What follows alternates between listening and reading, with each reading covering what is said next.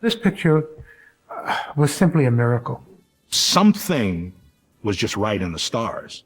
We knew that we were making something rather unique. The angels were working with this particular piece. It's a story about courage and beauty, about rising up. It's the American dream. It just happened to hit the American need for heroes at a time when there weren't a great many. That we're all like million-to-one shots, and that as long as we keep plugging away, there's an opportunity for us to go the distance in our lives. I came out to California, and I realized very early on that I was pretty well categorized as a certain kind of actor, and pretty much the physical, the heavy, and I thought, okay, this is going to really limit options, and that's when I fell back on my writing. He came in, and he was the most charming guy. He was bright, he was funny. It was just such a surprisingly delightful experience being with him that a half hour led to probably an hour. But in fact, I had nothing for him. And he said to me, you know, I also write. And I said, yeah. He said, would you read a script that I've written? I said, of course. I started thinking about, what can I write about? What can I write about? I was influenced by certain films. I always liked, like Mean Streets or Marty or On the Waterfront. And I thought maybe I should write something about what my particular dilemma is, or maybe what a lot of people's dilemma is just never getting the opportunity to present themselves. And if they give the opportunity, are they really going to be ready for it? And what really inspires someone to do something above and beyond the call of duty? You know, what really makes them dig down and show their soul, which is love, fighting for something that is above and beyond money. It's about self-integrity, personal pride, self-respect. I guess it was no more than 6 weeks later that he brought in what was the first draft of Rocky. And I contacted Irwin immediately, and I said, Irwin, you got to read this script. And he did, and he felt as I did about it. And we optioned the script. It is a fight story, but it's a fight of it's not a fight about two guys in the ring. It's a fight about a man trying to get some self-worth, a man trying to become something he's not, and reaching for the moon. That's what it's a fight about. They seem to be very pleased with the idea because these two producers are known for doing things that are much more of the artistic bent and not just action movies. So it was never intended to be a fight film. The fight film was just really the payoff at the end, the allegory. My friend Gene called me and said, I want to send you this script. It's about a boxer. I said, boxing, give me a break. I'm not interested in boxing. Pretty stupid sport. He said, no, please read it. So I finally read it. Third or fourth page, this guy's talking to his turtles, Cuff and Link. And I was charmed. So I said, yes. Mind you, this was a low-budget movie. Beautifully, beautifully written, with a young actor who was a great writer, charismatic, and full of daring. I got the script from Irwin Winkler, and it was the most eloquent street prose I ever read. It was 98 pages of a gift.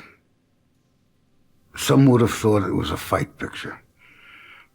I knew it was a love story, where life and life's environment helped stray people stand up, stand tall. I think it was, in a strange way, spectacularly authentic material in terms of the way the characters were drafted and what all of these characters were after in their lives. And some of it was so subtly stated. I turned those pages, and I have to say it was beautifully, beautifully written. The language, a little Odette's, a little, you know, that kind of street language. And the female character, Adrian, spoke to my heart because she had this exquisite shyness, which I was this person like this, you know, and I understood Adrian. And so I said, I'm going to go down for the audition. The casting of the picture was absolutely brilliant. In many respects, we were lucky. Like with Talia, she wasn't our first choice for the part. And we're so fortunate that we got her. When Talia came in, she nailed it. It was no contest.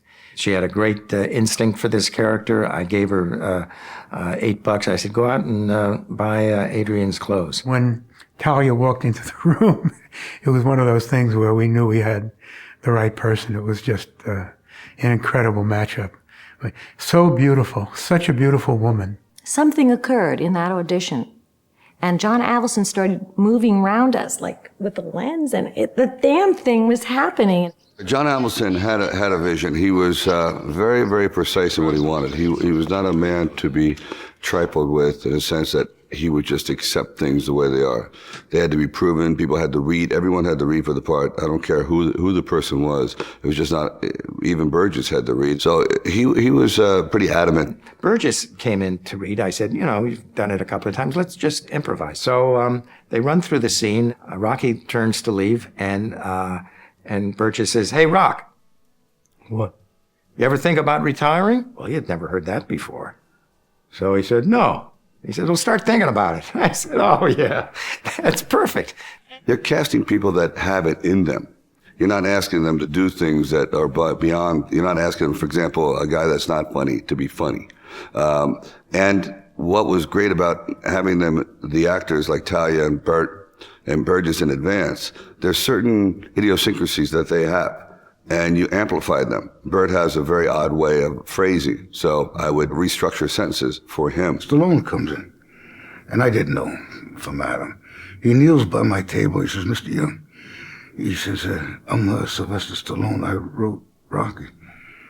I said, holy shit, you did a great job. It's wonderful. He says, you gotta do the part. You gotta do. I said, shh, I'm gonna do it. I'm trying to get a couple of dollars, And that's how I met Stallone.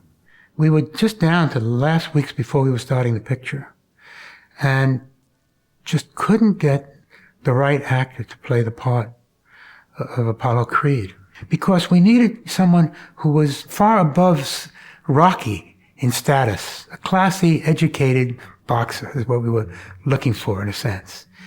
And we just couldn't find the guy. I'd come into Los Angeles as a young actor. I'd played professional football, and I knew when that was over. Actually, it was probably way over before I decided it was over, because I was a theater major and I wanted to be in the movies. So I read the script. Okay. This is me. It's one of those times where you read something and you say, this is me, right? So now I start whatever I can do to get them to say, get me. You got to just get me in the room. You got to get me in the room with these guys. Carl Weathers came to the office. Looked interesting. Gave him the sides to read, a scene to read in the from the script. He said, give me about 10 minutes to check it out. He went into the other room for about 10 minutes, came out with his shirt off and this great athlete's body. And he said, I'm ready to do the scene. So Stallone took off his shirt, and the two of them were next to each other, and they did the scene, and it was fabulous. With 10 minutes of not even rehearsal, just reading the scene. It was just fabulous. And we knew we had our guy. We had our Apollo Creed. Because I just knew and wanted this role so badly. It was just so beautifully written. This character was so bombastic, and at the same time I saw heart in this character. And I also saw something in him, was that what he was doing was covering up. There was this flaw in this guy. And he had to cover it up with all this bombast, and the showmanship and this larger than life. And, generally, I think that's such a piece of humanity that we all sometimes miss. We look at people and we think, oh, he's arrogant, or she's arrogant. And what we don't really see is that they're covering something up. A big criterion for us in looking for actors was cost, and director too. It eliminated, thank God, it eliminated so many possibilities. And in the case of John Avildsen, very smart, very skilled. And when we gave him the script, his enthusiasm and his understanding of what this picture was about enthralled us. And there was no question. We wanted him for the director. Well, John Avildsen's a funny guy. If something doesn't need to be fixed, he doesn't bother. He doesn't tell you just to hear his voice. And so I do a lot of homework. I come in, I usually know where the other actors are going to be. If I'm feeling weak, I might be standing by the door. So I block everybody. And John when he does speak, you should listen to him. He also had a certain take on shooting it low budget, street equality, and quickly, because the film was done in 28 days, so there was no time to really procrastinate and sit there and ponder, what are we supposed to do? Everyone came prepared. John set the bar. He set the template, man. You know, thank God for John, because I don't know who else could have directed that movie with the success that John did. Everyone in the world knows who Rocky is. I have occasion to go to India, and the pictures have not even been out theatrically in India, but everyone knows Rocky. It has become part of the universal mythology. And the material drives you. If the material has something and says something about humanity that really is significant, man, that you can work with, you know, because that's going to have all kinds of metaphors for life that you live every day and can resonate to any person on the planet, in any country in the planet, at any stage of their life on the planet. It's a folk tale, and it has enormous respect for those archetypes. And people, all of us, we're wired, hardwired to understand myth. The good guy, the bad guy, the Darth Vader, and Sylvester brought all of this mythic combat into a tale that was out of the streets. I was taken by the character of Rocky and how he treated people, didn't break the guy's thumbs, and came up with these lame jokes for his unrequited love in the pet shop. So I was very charmed by the guy. What's his morality? What are his ideals? What is his sense of fairness? When he goes to ask the fellow for the money and he jerks him up and he grabs him and you feel like he's going to break his thumbs, even Rocky knows this is not all right. The man's hurting, the man's desperate, it's for a couple of bucks. So there's a kindness about the character. There's a serious dichotomy. There's inherent violence in the man, no question about it, and raging violence when he's in the ring. But outside the ring, he's a complete dichotomy of what he is inside the ring. His was the character that I wanted very much to frame just right, because he was walking a very interesting line with Rocky. So if Rocky could take someone like this and care for her, then you would forgive him the fact that he had to break a couple of thumbs in the front of the film. You can kind of see his conflict and love him. Sylvester is not this character. He had a real good education, went to school in Switzerland, very articulate and intelligent. But he is able to play this street mug very well. So it was just a matter of encouraging him and keeping him focused on that guy and allowing him to be vulnerable. Rocky is an archetype, and that's why it's universal, because we can all relate to this kind of a character. Because he's a beautiful man with everything he does, even when he's collecting money for these creeps. He's above them. There's an honesty and integrity to the guy that's just so totally appealing and so completely relatable.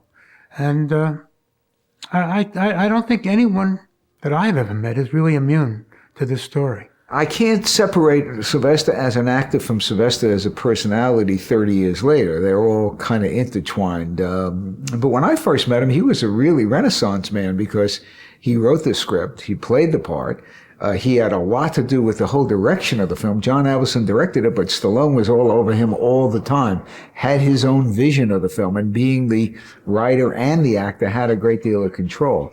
So Sly was more than just a guy that wrote a script and turned it in, or more than just an actor that played a part. He put on the hat, and he was with the hat and the leather jacket, and he wasn't Sylvester Stallone any longer. He was his character. Sylvester was anxious to get this made. He was an absolute pleasure working with as far as the script is concerned, because he was intimate with it. He knew everybody's lines. I think he told me that he rewrote from a 98-page script, he rewrote like 300 pages. Where I'm so lucky, and we're so lucky in Rocky, is that we happen to have an ensemble, and this is an ensemble piece, where every one of these characters are irreplaceable. They're just perfect, and they could do this in their sleep because they are that person. They have it in them. He really wants things to be great. I mean, he really works hard. You know, he really focuses. He's really a focused guy, which is one of the things that I really appreciate about him. He does his homework. He's really committed. Standing in front of the camera with him is a joy also because, fortunately, he has the ability to take the stuff he writes, but not be so married to it that he doesn't allow you flexibility. Sylvester, I think he was sort of an orphan in life. Not anywhere near mainstream, with a big fire burning, no place to put it. And he's a poet. He's just simply a poet. He's eloquent, but he's blunt. One of the greatest attributes he has is endurance. Good acting is carrying on two conversations at the same time. One is your inner conversation going, how do I look? Am I really saying this right? Why am I doing this? What am I trying to achieve here as a character? In other words, I love this person. Does she think I'm a fool? Even though I'm speaking, I'm going, is that line, did she buy that? In other words, people, I think, always have an inner conversation going on with themselves.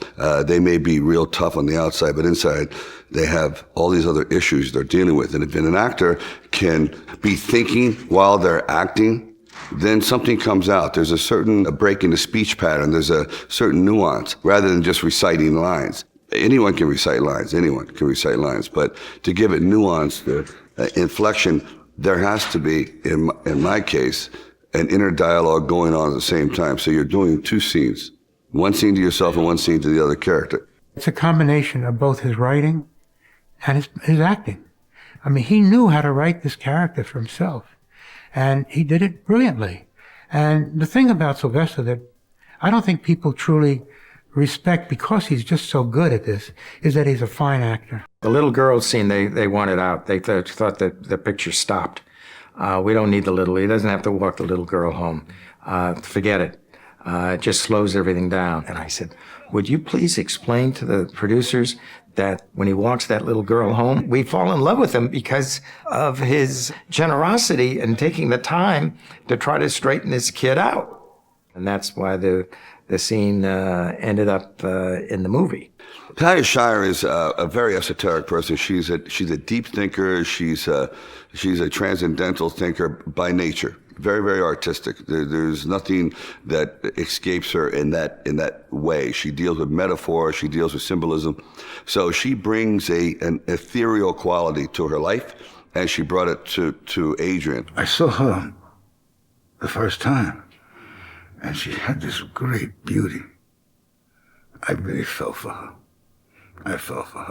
Over the years, I mean, we've seen each other from time to time, you know, and there's always just this sweetness, this very gentle sweetness about her. To be an actor, first of all, it's an amazing challenge, you know, because, well, you can get swallowed up by the attendant stuff. And I never got that sense about her, you know. I got the sense of always just talking to the same person, you know, from the first day that we met. Again, it was always the heart. Again, it's interesting how that entire group, there were all these big hearts, you know, and Talia as big as any. You have to believe that no one's ever looked at her. You know, you really have to. I often would wonder whether or not she wore glasses that were the misprescription. You know, she could see whether she just decided to wear the wrong prescription. She's the kind of girl that no one would get up in a bus or a subway and say, take my seat. And then I began to fill her with the memories. And I thought, where would I pick those memories? Well, high school. Isn't that the worst time for most people who are shy? Yes. And no one talks to you at your locker. No one cares for you. So I built her from high school. I built her from that moment where she was discarded. It was so brilliant on Sylvester's part to set her in a pet shop and knowing his affinity for animals and seeing this girl being so close to these creatures, the birds and the other creatures in the shop. They so represented her personality in certain ways, you know, her shyness, the kind of jerky quality, the insecure quality that she seemed to show. I think one of the best scenes in the the movie was when they were ice skating. That was built out of improvisation. And they put him on ice skates and him with no skates.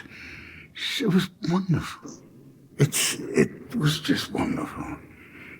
Talia, I have to admit, if you notice, the camera's on her 90% of the time. So she has to play this lifetime of emotions in her eyes, her lips, and just the elevation and the descent of her face. And he's scared that she's going to slap him, and he's never been with anybody like this, and she's never been with anybody, period. In that scene, I go over to, there's a mirror, and there are pictures of Sylvester as a little boy and his beautiful mother. And I remember being so touched by the little picture of Sylvester, the unmuscled guy, you know, just this, and I remember at that moment being moved. And that helped me to take the risk. I wanted that moment to be as big as any great moment in Western civilization, you know, charge the light brigade, yes, but any big moment. Because if she did not have that first kiss, she would have been forgotten. Burgess is one of the sweetest people I've ever known. First movie, there was so little money that Burgess and I shared a dressing room in the bowels of the sports arena in LA. We couldn't even have separate dressing rooms, okay? Now, Burgess is a big star, man, okay? I'm this young guy, this kid, and Burgess, in his gracious, inimitable style, had no problem with it. You know, in the 30s, he was like a leading man on all stages. He must have married 5 or 6 of the prettiest women in the world. He was like an Irish poet. He was wonderful. But he had the part down as the trainer that he was so authentic. He loved what he was doing. I loved watching him do it. I liked the man a lot.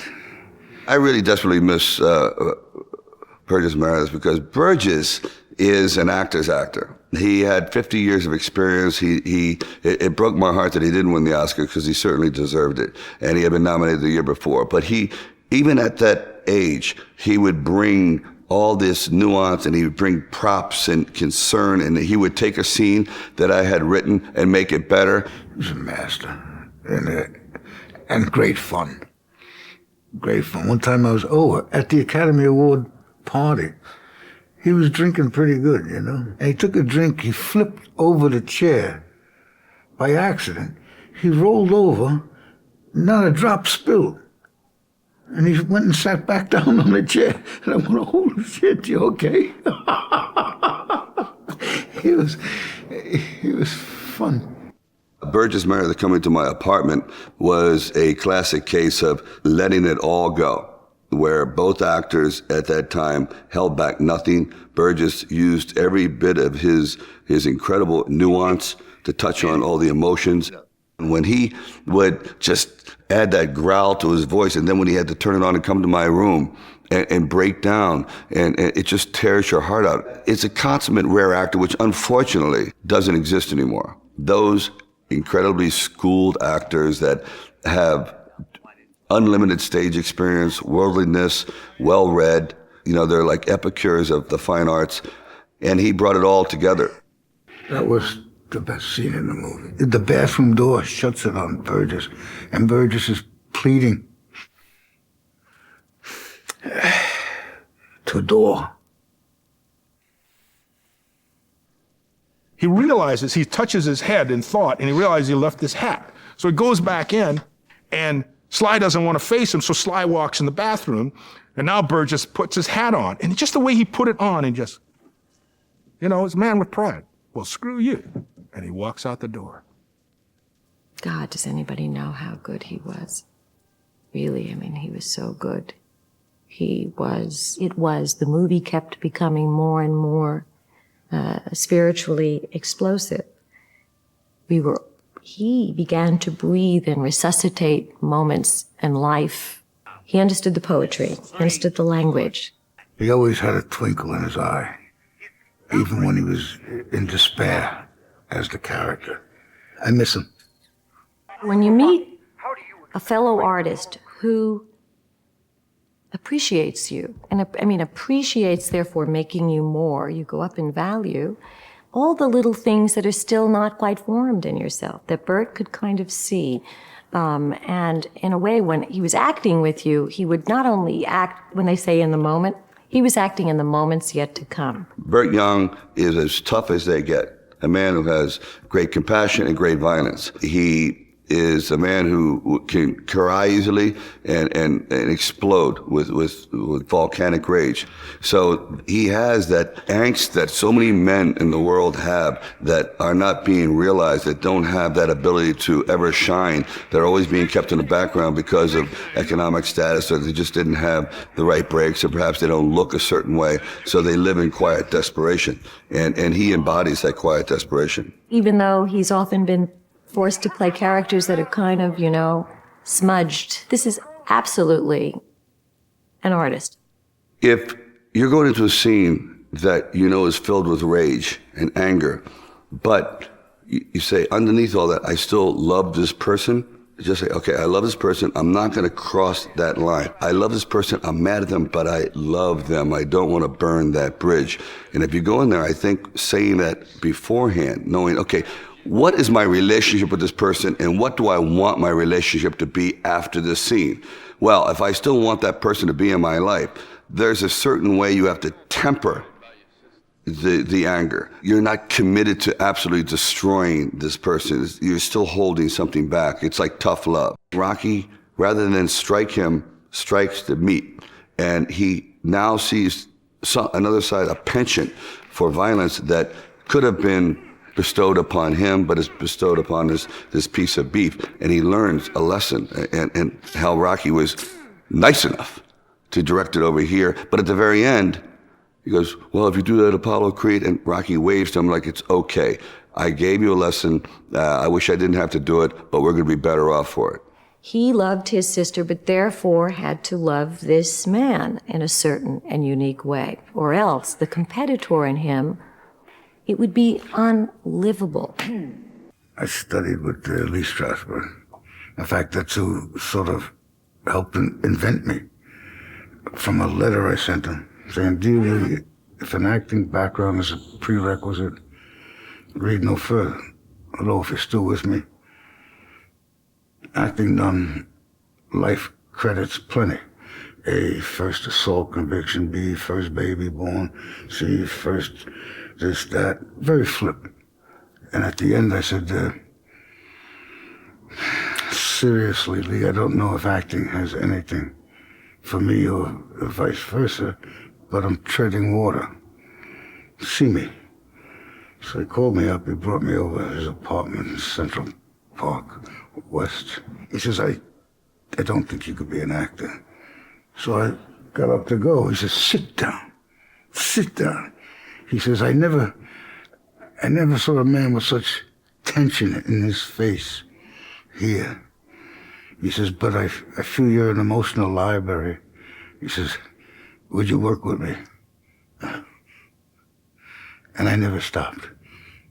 We never considered anyone else for the part of Paulie but Burt Young. And when we read the script, we thought he was a natural for the part and never offered it to anyone but Burt. Paulie was everybody. I took him to extreme places, but he was everybody. He was sort of an empty barrel. To make me in touch with this big-mouthed guy, I can't drink sweet liquor, like vermouth or stuff. I was a kid. I got drunk when I was 9 years old on that crap. And so I used to put the vermouth on my collar, on my thing. In fact, Talia says, what the hell, you smell so goddamn funny. But I would do things like that. His explosive scene, when he pulls the baseball bat out and destroys everything in his house of value because he realizes he's going to be left alone. I was going to wreak havoc. And John's, no, Burt. One swing. Then another swing. I says, John, I'm cooking. I can't do that. I can't. That's like you're giving me a line reading. I said, I can't. Burt, try it. It was so painful to me. First of all, I was embarrassed with the kind of violence in front of everybody. but it worked. That's where John became my director and friend. Rocky grabs him, but there's a compassion. He feels Paulie's desperation, and you see this man come from a drunken state to towering rage to a broken child on the couch. I mean, how much better can it get? It can't get much better. You had to be there to appreciate the scene. I feel like I was honored to be present when they did that scene. I've heard that the museum steps going to the library where the statue of Rocky was placed was the second most popular tourist destination in the city of Philadelphia after the Liberty Bell. Kids, adults are still running up those steps and want to be Rockies for a few moments of their life. Going into that house, laying on that bed, he's going to admit that he cannot win under any situation. He just doesn't have it. He's incredibly honest with himself. Without this scene, I don't think the movie would have accomplished even half of what it set out to accomplish, which is to show that a man given an opportunity or a woman given an opportunity to express themselves fully, even though they know that they're going to be defeated, but in that defeat, there can be glory. Carl Weathers is a phenom. He can act, he has an amazing body, and he has an extraordinary athletic ability, and he brought it all together. We saw many people for Apollo Creed, professional, non-professional, everything, and no one can put it together. You had some people with the bodies, some people could act, some people had no bodies, but he literally was a last-second choice, and it was a miraculous choice because that character is indelible. You really had to make it real, and again, partner Sylvester so that this Cinderella part of it had a reality. So it was Carl's vigorous, masculine approach, and not for 1 second wavering, not for 1 second, or else it wouldn't have worked. Without a great antagonist, the great protagonist can never be discovered.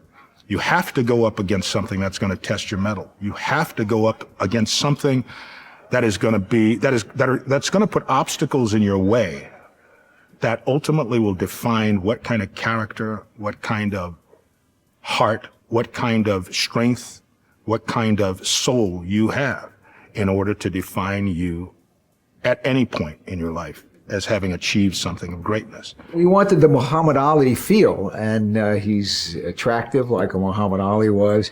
He can do the words like Muhammad Ali, and He was the right attitude and the right bounce and the stature and the bravado. He captured that. Here was a guy, Apollo Creed, who was an icon in a way, before the movie ever played, because he's heavyweight champion of the world. So of course he's an icon. But he also has flaws.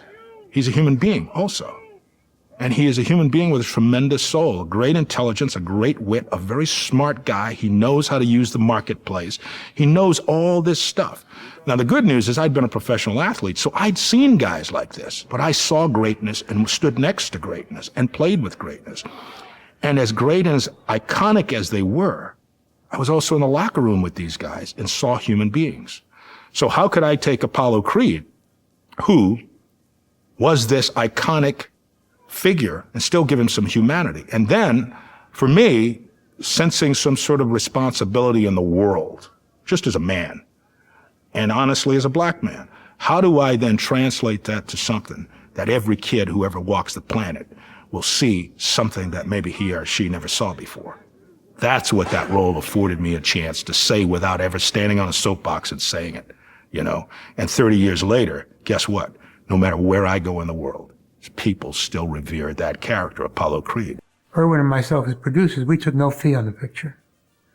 And that felt perfectly comfortable for us. We wanted to make this film.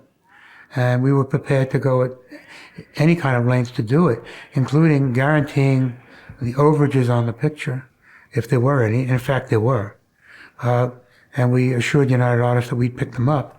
In fact, after they saw the film and agreed that it would be relatively successful, no one ever came to us and asked us for anything. The first thing you have with these two producers is an enormous kind of courage an intravenous feeding of that courage until Sylvester, it's not real yet, but we will make it real. And for them to utilize, going to the bank and sort of putting, collateral.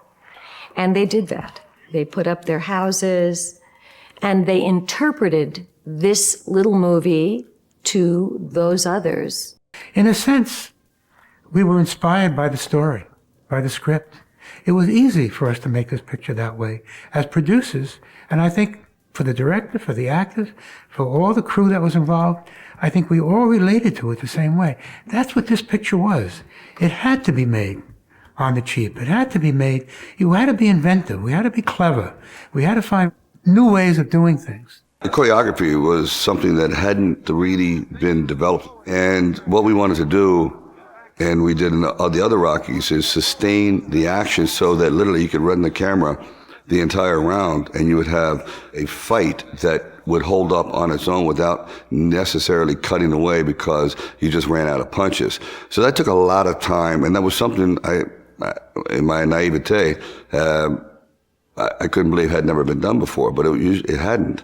So that's one of the reasons I think Carl Weathers and I worked well together, is because we had so many hours in the ring just throwing at one another that we could come within a hair of destruction. In order for the boxing to look real, I'm a big believer in practice, in rehearsal. So when Carl Weathers and Sylvester first got into the ring at this little gym in Santa Monica, they started bouncing around and saying, I'll do this and I'll do that. And I realized that we're going to be there forever. So I suggested to Sylvester, I said, why don't you go home and write this thing out? Lefts and rights, he falls down, whatever it is, write it out and then bring it back and we'll learn that. Stallone comes in the morning and he has 3 pages in longhand. He wrote out every punch. It was like poetry. Every punch, every cut, what round it signified. I read it. He says, hey, Burt, look at this. See what you think. It was eloquent. I said, you wrote this punch by punch. And I understood. And he says, yeah. I said, Jesus, Sylvester, it's beautiful. Jesus, it's beautiful. I have to promote Sly only because the reality is there wasn't one piece of those movies that his fingerprint wasn't on. It just wasn't. He came up with a plan. We went in the gym. We trained, worked the choreography out. Man, about, I'd say 1 minute and 45 seconds, I'm hardly able to keep my arms up. And we did it over and over and over again. And I was shooting 8mm in those days. And I'd show them the footage to show them how terrible they were. And it inspired them to get better. We were in Discovery. So, we're 2 young guys who in our 20s, and we're just, just going crazy all day long, man, 8 hours a day, 8 hours a day in the ring for an entire week. There's nothing worse than getting in there and say, okay, not knowing where the punches are coming from. That way you can't act. There's a certain ebb and flow, and if you're concerned about like the fear and you're flinching and not knowing what is coming next, then you really can't be relaxed in the ring. Every once in a while, Sylvester would say, Burt, how did I do? You did fine. Don't keep your legs so wide. You wouldn't be able to reach him with your left.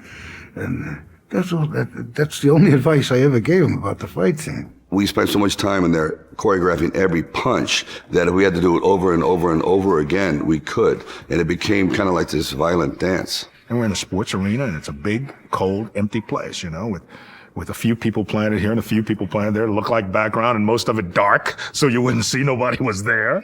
It looked real, because a lot of the times we were being very competitive, And Sly does not shirk competition at all. He likes it, I think. He welcomes it, bring me more, bring me more. I'm extremely sensitive to music because here we all made this piece, and the last element in is generally the composer. And boy, they could make or break it at that point. Make or break it. A million times that happens. And again, the forces were collaborating with us. And Bill Conte just understood the role. And boy, it all sort of tumbled out of him musically. But just right. He was right virtually all the time. He just never missed. Once again, he was a guy that was born to do this film. Maybe we all were. Maybe that was just the way it had to be for Rocky to be made.